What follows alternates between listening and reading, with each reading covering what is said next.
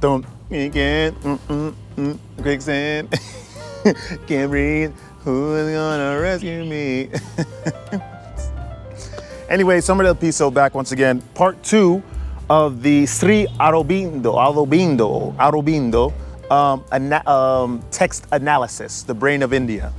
So we're gonna talk about today another book of his called The Harmony of Virtue. He talks about in this one the brahmacharya. What is a brahmacharya?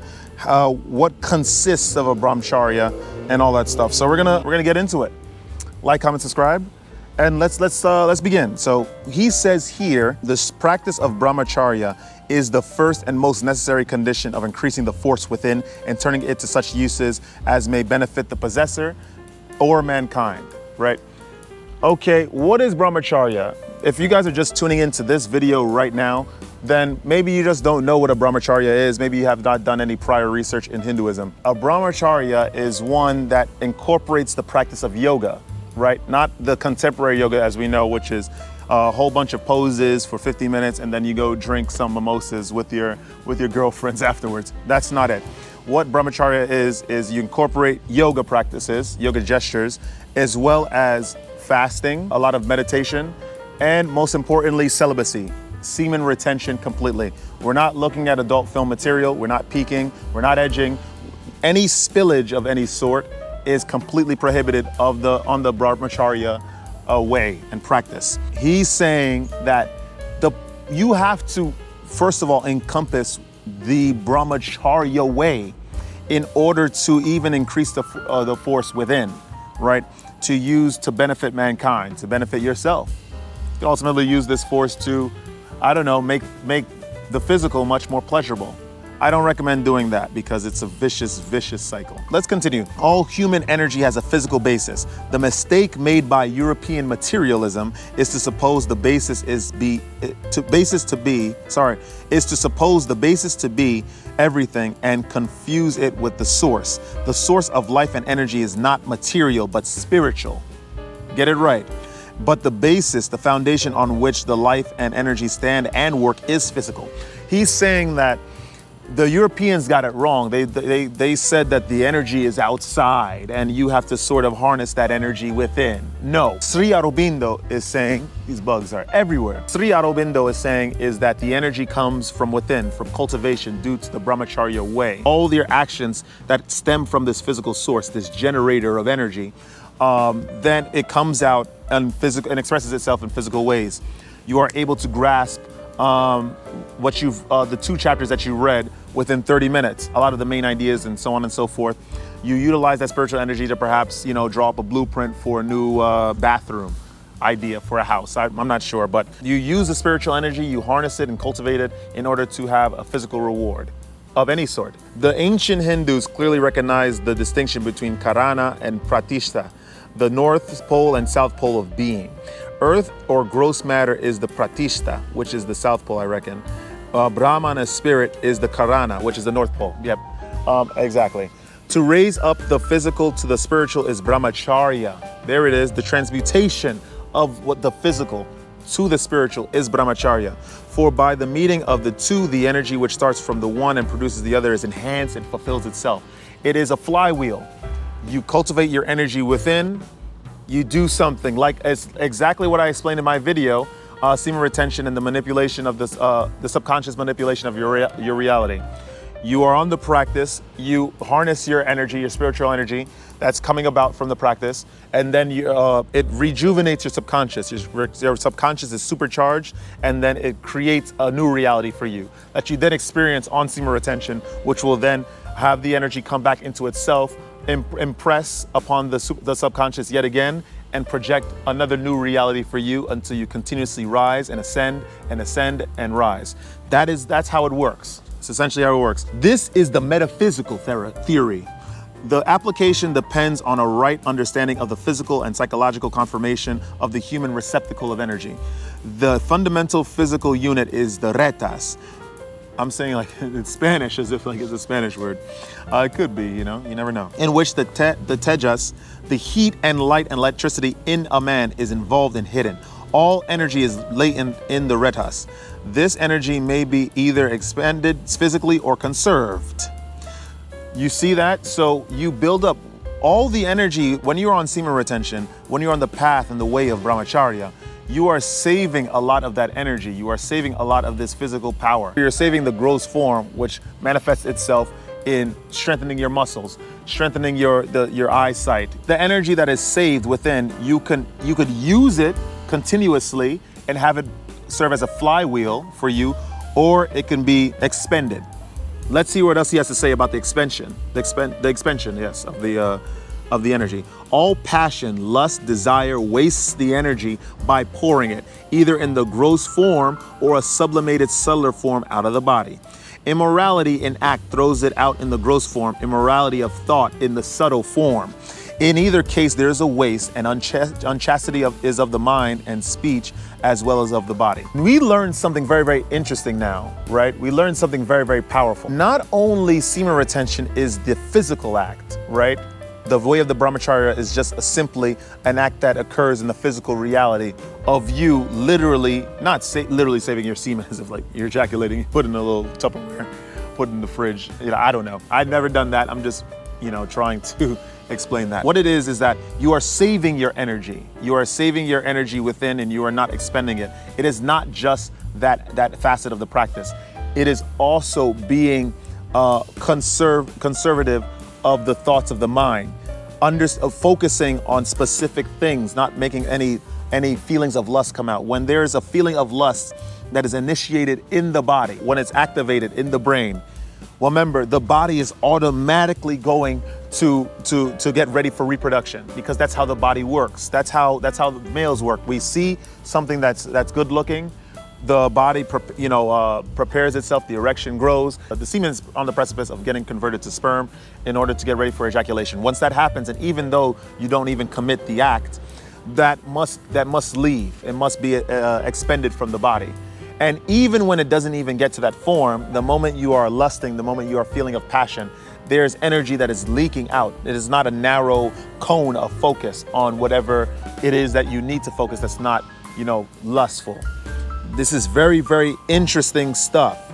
Let's read on some more. On the other hand, all self-control conserves the energy in the retas, and conservation always brings with it increase. The more you conserve yourself, you conserve your energy on semen retention, the more you will get, the more you will obtain, the more you will increase your energy. But the needs of the physical body are limited, and the excess of energy must create a surplus, which has to turn itself to some other use than the physical. So that's why there's this mental pressure that a lot of people feel on long streaks of semen retention, me included, because you are gathering all that energy in the physical, right? You're gathering all that energy in the physical, and all the operations of the body call upon this new reservoir of energy when you're on semen retention, when you're on the path of brahmacharya, in order to optimize its bodily functions, reproductive system, circulatory system, respiratory system, the immune system, the endocrine system, so on and so forth, the brain, which is part of the nervous system. So once that energy for those respective parts of the body are taken, there is a surplus. Semen retention only creates an abundance. Where does that energy go? What does Aurobindo say? According to the ancient theory, retas is jala, or water, full of light and heat and electricity in one word of tejas. The excess of retas turns first into heat, or tapas, which stimulates the whole system, right? Which is at the beginning when you are saving your energy for a week, 2 weeks, and you feel like this heat. You actually literally feel heat. You can go outside and you don't necessarily need like so many clothes, right? Because you just warm up very, very quickly. And it is for this reason that all forms of self-control and austerity are called tapas or tapasya, because they generate the heat or stimulus, which is a source of powerful action and success. Secondly, after the conversion, the heat, secondly, it turns to tejas, proper light, the energy which is at the source of all knowledge. knowledge. Thirdly, it turns to vidyut, or electricity, which is at the basis of all forceful action, whether intellectual or physical. That's why lie detectors are used to find out what electrical currents are going through your body, I guess, at a certain time that's produced by the brain when you are sort of trying to think of a lie. That's how lie detectors work. I can only imagine. Every action produces some form of electricity.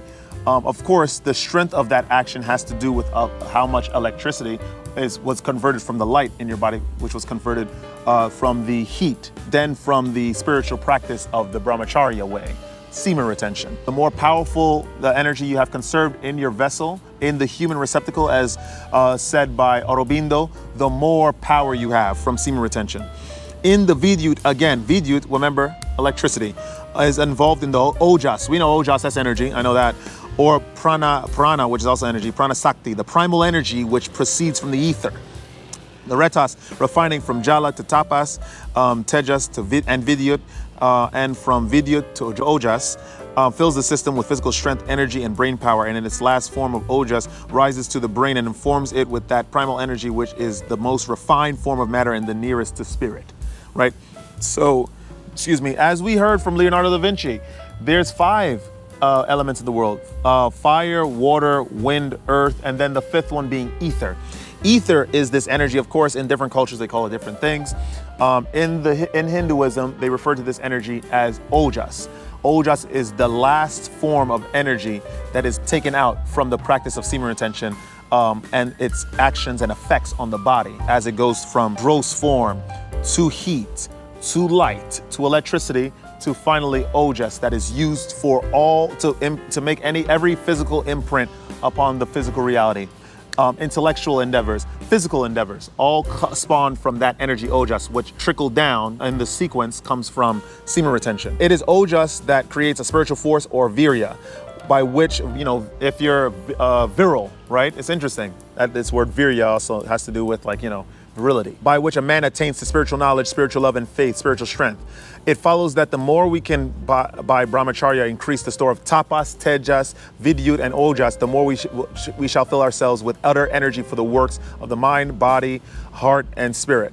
The disciplining of rajas was affected by a strict moral discipline which induced a calm, clear, receptive state of mind, free from intellectual self-will and pride and the obscuration of passion.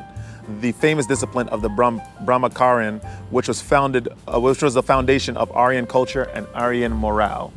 Interesting stuff that has to be said today by Aurobindo. What have we learned? The Brahmacharya way is, like I said, aforementioned yoga poses, but in addition to that, it is a refinement of energy through the sequences that was laid out to us by Aurobindo. We first get this gross product after we have consumed foods, after we consumed air, water, energy, micronutrients, and then that all of that energy is in its gross form, can't be used at all. It is a process for the conversion.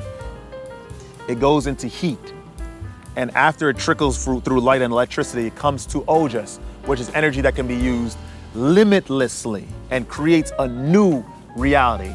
And as this new reality shapes itself, the subconscious picks up on that new reality and projects a new one to you. And as you keep living that reality with the stored ojas, then you shall slowly ascend and slowly rise. That is the way of the brahmacharya, and that is the way of semen retention. So that is it for today. Like, comment, subscribe as per usual. Leave some comments, of course. I would love to hear what you guys think. Share the video with some peers, of course. And as always, don't let this world get you down. If it does get you down, go on the brahmacharya practice, go on semen retention and retain your life force.